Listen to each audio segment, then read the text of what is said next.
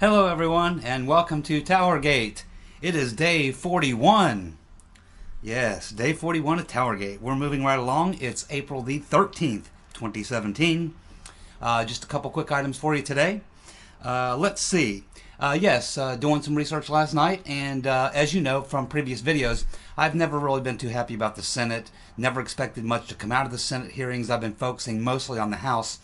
Because you do have, Nunes, you have Trey Gowdy, you have Conaway, you have a couple pretty good people there in the House, and I thought they would at least bring in some people and ask some decent questions, and they would focus on the real issue, which is the surveillance of the Trump team during the campaign and leading up to his inauguration. And but it appears there's been a little bit of a change over in the Senate. Because now it looks like from an interview I watched with Mitch McConnell last night, who I'm no big fan of, but Mitch McConnell is now talking about the fact that they are going to shift more of their focus to looking at the surveillance issue based on some things that have happened recently, specifically the revelations of Miss Farkas and Susan Rice, her interview on PBS and then MSNBC. So now Mitch McConnell is saying that they're going to call Susan Rice as well. So it looks like we're going to get a double feature, my friends. We're going to get Susan Rice on the House Intel Committee, and we're also going to get her testifying in the Senate. So she's going to get the double feature treatment. Be interesting again to see if she pleads the fifth. It'll look very bad politically. She might try to outsmart some of these guys and think she can spin around and do what she normally does. But I think she's going to find it pretty tough. She's used to speaking to friendly audiences, and she's going to find that the audiences she'll be speaking to, at least on the House side, will not be so friendly. And I expect on the Senate Intelligence Committee, there's a couple good guys there, but you still got Graham and McCain, and they're going to try to give her a pass and cover for her as much as possible. But it looks like we will get the double feature. Susan Rice is going to be asked to testify both in the Senate and the House. So that's a new development in the past 24 hours. Let's see. Oh, yes. We also learned something else. It's not really a major thing. It's just kind of a minor detail, but it clears up some things. We're learning now that the reason maybe that Nunes went to the White House is because there was apparently a room and called the After Hours Room, which is, I guess, somewhere in the White House or the East Wing. And that's where Nunes looked at that intelligence, because apparently this is a room where the president can go kind of after hours and view secret intel and things like that. And that could also be the place where the president and some of his team were maybe looking at intel on Trump and people around him. So learning a little bit more about this after hours room, which is something I've never heard of before, but that's now starting to rise to the surface as well. Let's see. Yes, also this is kind of being leaked now that it was at that time when Nunes went to this after hours room to look at that intelligence. Something he learned that we're just now learning is that some of the stuff he was looking at went back a long way, even before January of last year. So meaning 2015 or 2016. So anyway, this intelligence, this spying on Trump had been going on for a very long time. Apparently, even before the actual campaign for the Republican and Democrat nominations during their campaigns, before the general, during the primary campaigns. So they were actually looking at Trump even prior to the beginning of the season for the primary races. So apparently this intelligence and this looking into Trump and people around him, it goes back a long way. Possibly as far back as 3 years even. And, you got to wonder, I mean, how they were getting these FISA warrants for this type of stuff. Also, I think it's going to be very interesting on another related topic that we learned this past week, a couple of days ago, that it was the FBI that sought out the FISA warrant on Carter. So that's very interesting because Carter Page, when they talked about this, when Comey was up on the Hill before in front of the House committee and they were questioning him, obviously he wouldn't answer like 100 questions, but he obviously knew at that time, and he didn't volunteer that they got this FISA warrant on Carter Page. and he wasn't very forthcoming. And I think there's now even more frustration because these are some questions that James Comey should have been able to answer. I mean, he's not giving up any secret intelligence or methods or techniques or anything like that by simply, when he was asked a question, he could have said, yeah, well, we were kind of looking at this guy and this guy and this guy and this guy. He didn't have to go into detail about the reasons, the motives or anything like that. That's all in the application for the FISA warrants. But he certainly could have answered some of them questions, including getting these FISA requests on Carter Page and Manafort and people like that. He really wouldn't talk much about it, refused to answer questions about 100 times, and this has certainly frustrated the House committee. So I think that when we see James Comey back here once the hearings reconvene after the 25th, I don't expect that James Comey is going to be let off the hook so easy. I think they're going to grill him pretty good, and they should. And there's something about Comey that doesn't sit well with me. It's like he's hiding something, or he's protecting something, or somebody. There's something about this guy, excuse me, something about this guy that's, I just don't like it.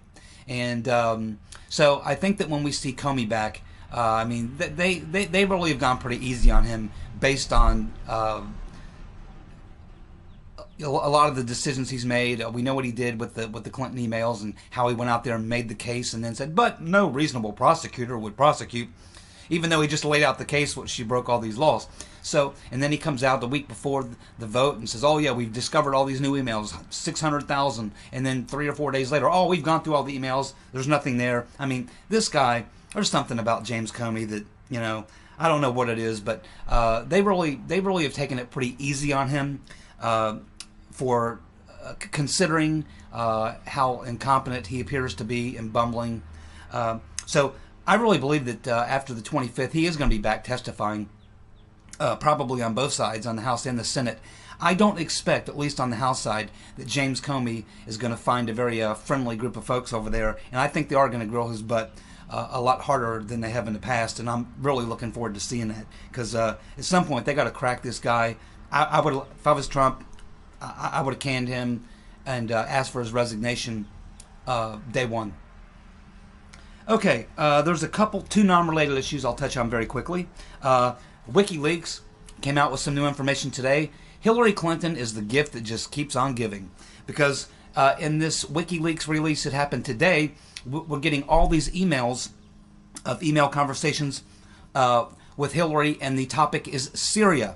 And there's a couple of on this couple of threads where she's talking about Syria and Assad and that type of thing, and there's basically a couple sentences there where she basically says, well, in Syria, Al-Qaeda is on our side. So yes, Hillary Clinton allied with Al-Qaeda in Syria, admitting that they're on our side. She would rather have Al-Qaeda running Syria than Assad, as bad of a thug as he is.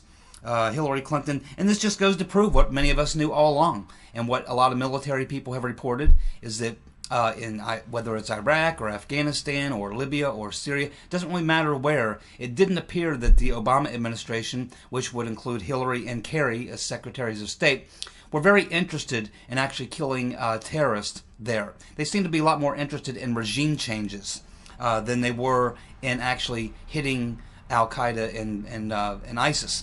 So it's very interesting in that email thread from Hillary, the gift that keeps on giving, that Madam Cyberhack, as H.A. Goodman likes to call her. It's very funny that we would see some conversation with Hillary claiming that Al-Qaeda is on our side. Oh my goodness, what a freaking disaster. And she will be your Democratic nominee in 2020, Democrats, so prepare yourself, progressives. And one last item for the day. We just learned about 15 minutes ago that we have just dropped a MOAB on Afghanistan. For those of you who don't know what a MOAB is, it means mother of all bombs. Essentially what the MOAB is, it is a fuel air bomb.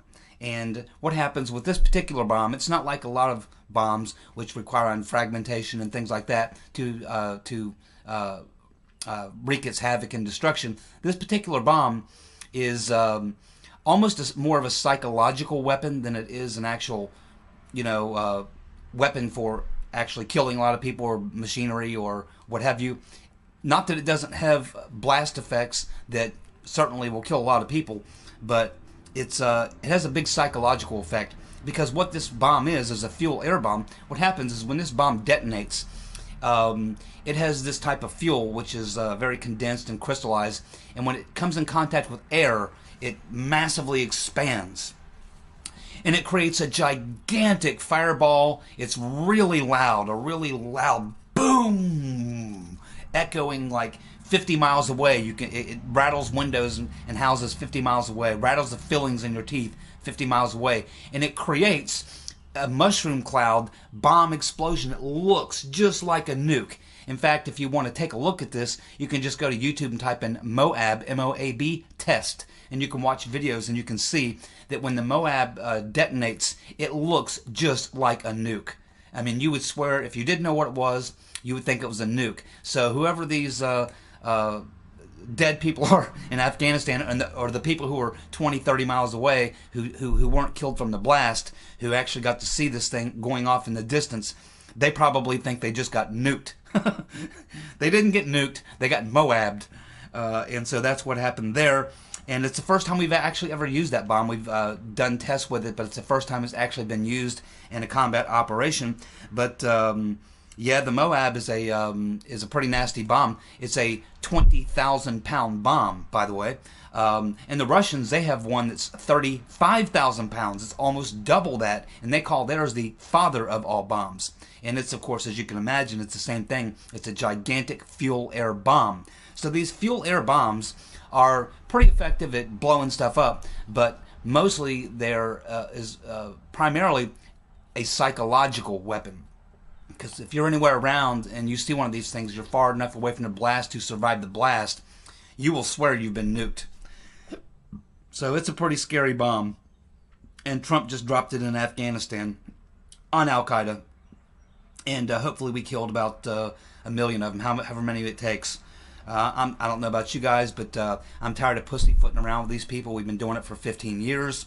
And we've had the capability to deliver a lot more ass whip than we've been doing. Obama, I'm not so sure that the Obama administration wanted to take out ISIS or Al-Qaeda. The Bush administration got so wrapped up in regime change and got caught up and made some horrible decisions and allowed civil wars to break out and all that type of stuff. They really didn't focus where they should have focused. At least ways it looks like with Trump and his generals now, it looks like they really focus specifically on terrorism and things like that. And he's hitting them hard. He said he was going to go after them, open up a 55-gallon drum of whip ass on them, and it's pretty clear that's what he's doing. So compliments to the commander-in-chief. This is exactly what we need to do. We need to drop some more MOABs. We need to get after these people. We've been dicking around with them for 15 years. Let's get after these people. Let's kill them all, as many as we can. Let's get it done. You may not be able to kill all these people, but at least ways you can put enough of an ass whipping on them that they'll stick their head down in the hole and go away. And that's what we need to do. We need to get after these people. It's been going on too long. Let's finish the job. All right? So you guys have a good day.